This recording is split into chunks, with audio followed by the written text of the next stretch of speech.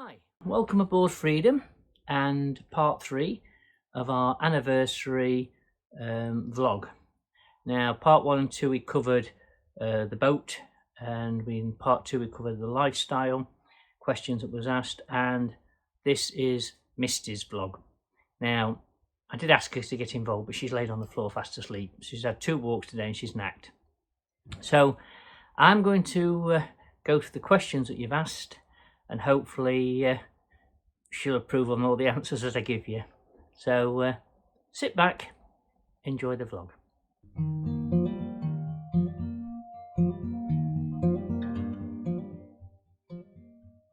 Right, Pete and Sue, this year, only in a few more weeks' time, Misty will be 5. She was 16 months old when I got her, and I must confess, when I first had her, I didn't like her.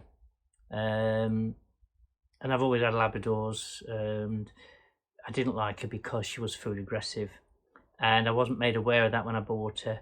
The people lied to me and said that the other little dogs didn't get on with her, and it soon became very obvious that the reason they got rid of her is because they'd left her as a puppy in the house with the 2 little dogs, and went to work all day and left 3 bowls of food. Well, not only was she a puppy, but she's also a Labrador puppy, and Labrador puppies soon grow, and being a Labrador, she wants to eat anything and everything. So I think that she'd learned, if she got aggressive with the 2 little dogs, she could then take the food from them. So when I first got her home and I went to feed my old Labrador Lucy, who I lost last year, I dropped a little bit of biscuit on the floor, and Lucy was riddled with arthritis, and she come plodding into the kitchen. I was living in the house then, and by the time Lucy's nose had touched the biscuit, Misty had put her on her side with all the aggression and gusto that went with it. My instant reaction was drop onto Misty, pin her to the floor, and hold her down until she stopped kicking and snarling.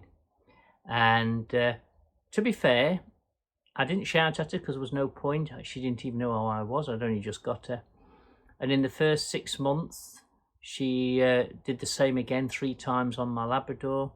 She did it 3 times on our English Bulldog that we had at the time, who we lost recently. And then she made the mistake one evening.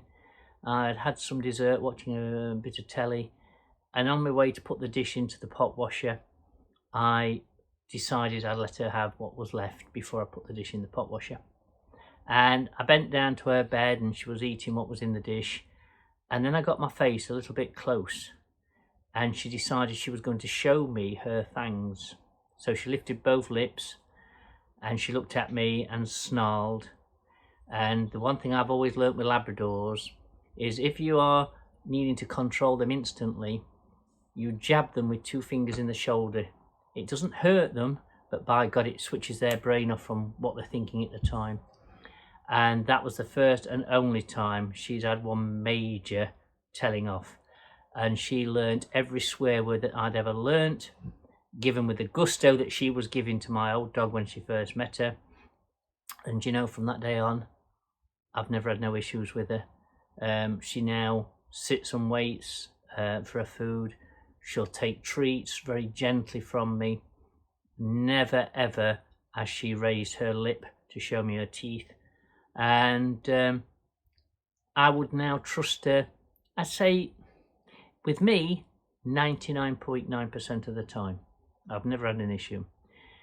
But if I'm out on the fields, then I obviously, if anybody's feeding any other dog's biscuit and Misty's about, I always tell them not to feed their dogs, just in case they drop the biscuit and then Misty goes for it and the other dog goes for it, because that's just a recipe for, you know, it could be a problem. So 5 years old physically, 6 months old mentally, but then again, she's a Labrador.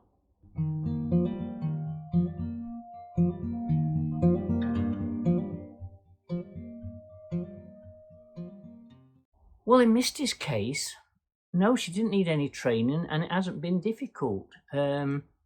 She's taken to living aboard Freedom travelling up and down the pontoons. It was recently changed from having the old wooden slat pontoon to the more grip, I think they call it waffle board. It's like a gripper board, which under their feet must be a little bit more painful, I suppose, for the pads when they walk on it, but she's never had no issues with that.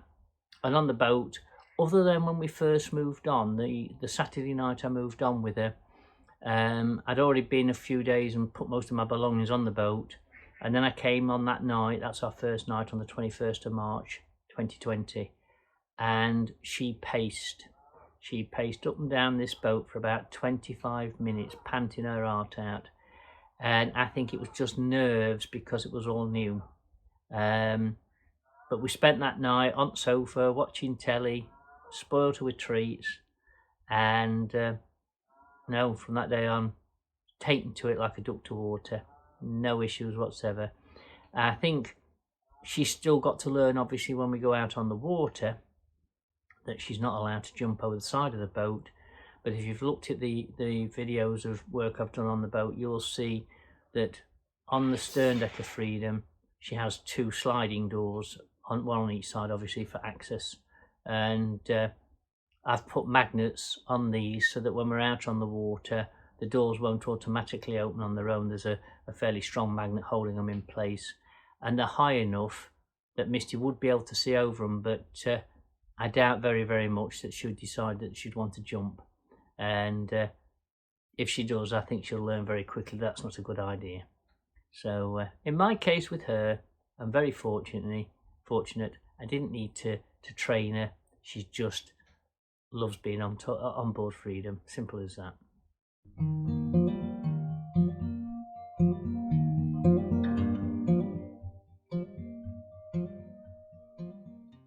Well, Sharon, yes. The answer is yes. She does come to work with me. She did when I was living in a house, and now we've changed our work practice because I work with my ex, and the business that we run operates over 6 days. And once COVID kicked in, we decided that because we do come into contact with pet owners on a daily basis, that it would be better than both of us being on site, that we take 3 days each. So I'm fortunate now, I only have to work a 3-day week. So 4 days is rest days on the boat with Misty, and the other 3 days she comes to work with me. So that involves, we go on the field in the morning before we leave the marina. She has about 25 minutes exercise. Then when we get to work, I open the van door, I open the front of the building door, she walks in, she goes into the office, she knows exactly that she's going to get some of her dinner biscuit already put on a bed ready for her. And then she has the remainder at 12 o'clock. She has a bowl of fresh water, and I have a radio in the office for her, and she'll just get snuggled down till dinner time when I feed her again. And when the job allows, and it does most of the time, I spend at least an hour to 2 hours in the day in the office with her. But to be fair, even when I'm in there, she's fast asleep. We then go to a local football field on the way back to the marina, and we have another 25-30 minutes of what I call strong exercise. That's where she's ball chasing. I don't give her any longer than that because I'm conscious of her joints when she gets older being worn. So she has a good 20-25 minutes in the morning, 20-25 minutes in the afternoon on my way back to the marina. And then at 6 o'clock, between 6 and 6:30 on an evening, we have what we call our sniffing walk. And she's allowed to sniff everything and everything she wants to. And by God, does she do that. But she doesn't have a ball and she isn't chasing. So that's more of a walk. And that's another about an hour. So she gets plenty of exercise. And I like to take her to work with me. And she knows that routine. And I like to have the interaction with her so she's not just locked in the office and left there on her own.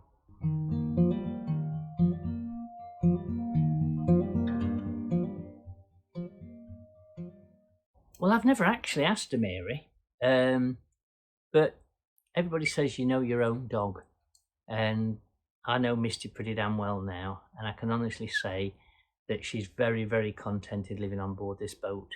Being a wide beam, we've got plenty of room.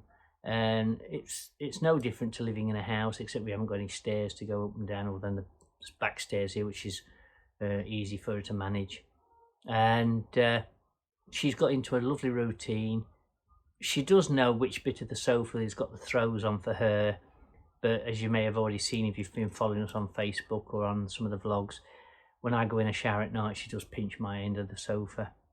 And she's got this routine. I go to bed at night, I have a big double bed, and on one side is a throw with a towel on it, which is her side. And I always say to her when it's time to go to bed, right, are we ready? And she'll be snoring on the sofa. And then about an hour later, when I'm just nodding off, she'll come and she'll stand at the side of the bed and she'll be banging her tail on the wardrobe door.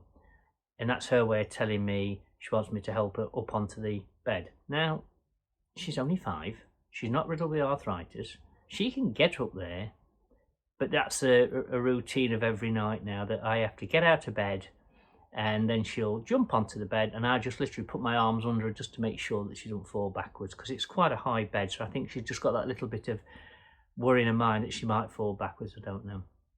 So no, she loves it on this boat for sure.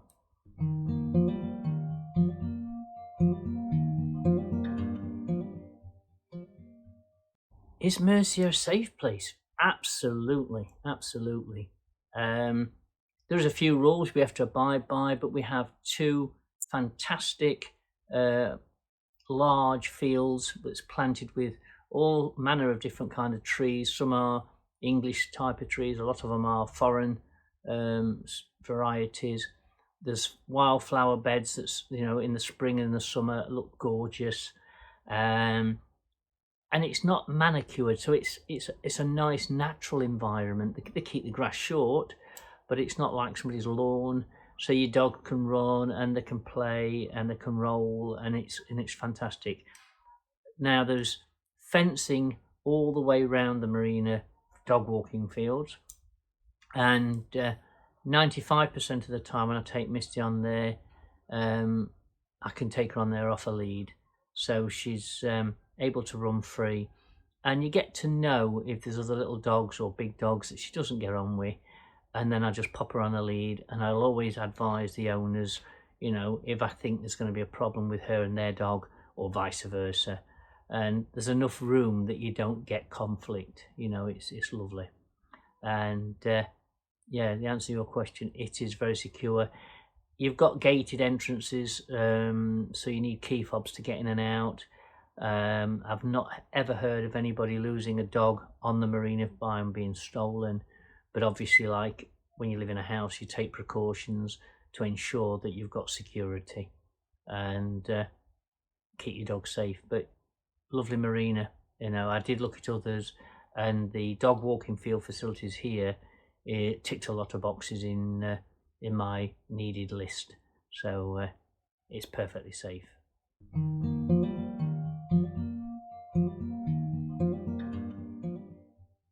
Yes, Jenny, she does have to be on a lead, but this is only between leaving the boat and going on to the actual dog walking fields.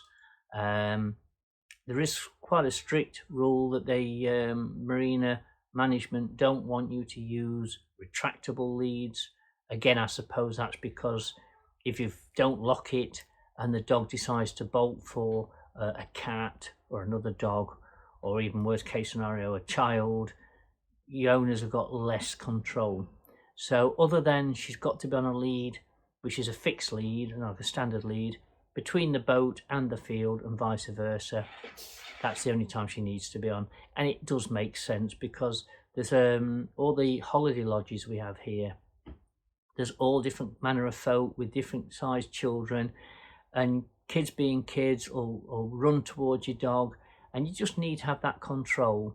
And it's only for about, in our case, 3 to 4 minutes walk, so it's not a hard rule to follow, and it all makes sense when you think about the safety aspect.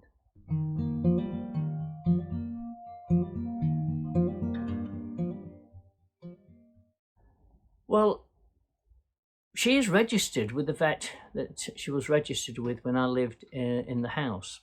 It is a 20 25 minutes on a bad day drive.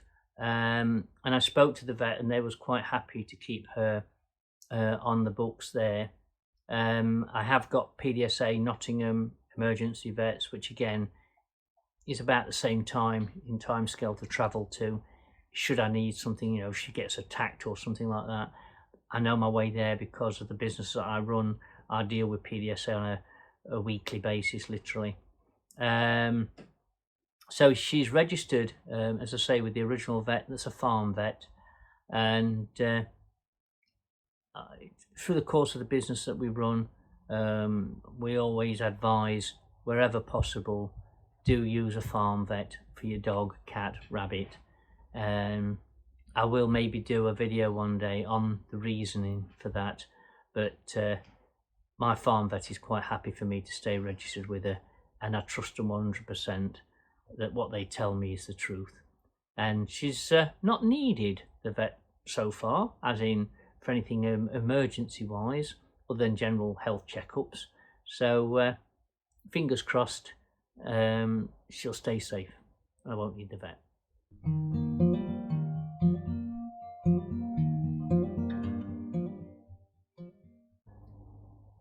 No. No, Susan, she doesn't have a life jacket, but we are going to get her one. Because a lot of when we go out eventually we'll be travelling on rivers. And the fact is that we need, by the rules, to have be wearing life jackets, which suits me because I'm not a swimmer. I will be wearing a life jacket whether I'm on a canal or a river. It doesn't make no difference to me. Not just because I'm not a swimmer, it's because I'm just going to be single crew. And if you do, I don't know, you look on the worst case scenario, you get knocked out or something like that and you're in the water, at least with a life jacket you stand a chance of being above the waterline and float around until somebody can find you. But Misty's definitely got to have one. When I'm on the big rivers, my intention is not to have her on the stern deck too much. I'll play it by ear. If she realises, you know, that she's got to stay down, then she will do, and then I'll be happy to leave her on the deck. But if she starts getting a bit too curious about looking over the sides, then again, I'll just leave her in the saloon area, and I'll just block off the doors, but leave the doors open. So on a warm day, you know, she's still got the fresh air blowing through the boat, but she's still safe.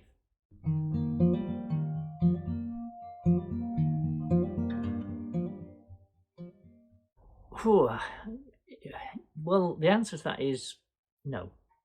I've thought about it. I have thought about it. But no. I feel I've got a bond with this dog, and we've grown really close. And I do feel if I put another dog in this environment, it could lead to issues, behavioural issues. And again, because when I do go cruising, I am single crew. I think having my eye on one dog is more than enough. To have two, if something was to kick off as I'm entering a lock or I'm operating a lock and I'm concentrating on what's going off with the dogs, then obviously there's always that chance of making a mistake at a lock, which could be dangerous. Or likewise on a river, you know, you take your eye off the ball and you're not concentrating on what you should be doing, it could be risky. So as much as she maybe like to have a pal, no, that's not going to happen. But it's a good question.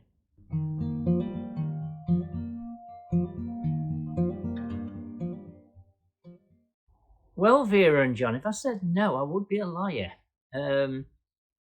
Misty has got this thing, as all my Labradors have always had, this thing that they've been put on this planet to chase cats. Now, I know they're not wildlife, but there's a lot of cats on the marina. Now, when I come from the car parking area, I leave my van down the pontoon, this time of year, as you maybe hear in the background of a lot of the vlogs that I've been doing, we are inundated with Canadian geese. And they're on the bank, which is only 3 foot away from the pontoon that we walked down. And when they came back this year, Misty seemed to think it was her role to protect me against the Canadian geese. So if they flap or move while we're walking past, then she's on both back legs. But I've managed to educate her, and she now 99 times out of 100 will walk past them with no problem whatsoever. However, we have a resident heron that often sits right near the end of my boat on the bank, and of course, being a heron, they just stand like a statue. And Misty can't understand why this isn't moving, so she sees that as a threat. And again, she will raise herself up, and it's not because I think she intends to attack. I think it's her way of protecting me. She sees that as her role. She has become quite a protective Labrador anyway, which is something I've never had before with a lab. She puffs herself up when she sees somebody who she doesn't recognise, you know, on the dog walking field. She puffs herself up so she looks twice the size. She barks with a deep bark like she's a boy. She's all gusto. I don't think she'd do any harm unless somebody seriously was planning on doing me some harm. I don't think she'd be bothered. You know, she just gives it that warning signal. But no, she hasn't. She'll often in the morning when we're out on the fields, when the wood pigeons are on the ground scavenging, she'll chase the wood pigeons, but she ain't got a cat in hell's chance of catching one. And if she did, I don't think she'd know what to do with it. So, and the squirrels, as you'll see with most dog walkers at Mercia, the dogs are looking all the time up in the trees because we're inundated with grey squirrels here. And she gets excited when she sees them and running backwards and forwards at ground level while they're scootering around between the tree tops. She's never going to get to reach them. So no major issues. Ducks, geese, and herons have been problems, but not that we can't control. She's on a lead, and she does get told, but occasionally she forgets, and then I have to put her back in her place. But she's not a bad dog when it comes to wildlife.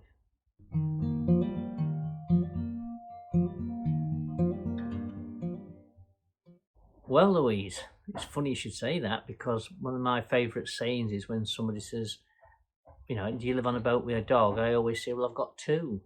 I've got the one that runs around with four legs, and I've got the one that lives in the Hoover. Yes, she's casting at the moment. I do comb her every morning when we go on the field, and I leave the remnants of the combing for the birds to line their nests with. I think most of the hedgerows in Mercia and Wellington have nests lined with misty hair.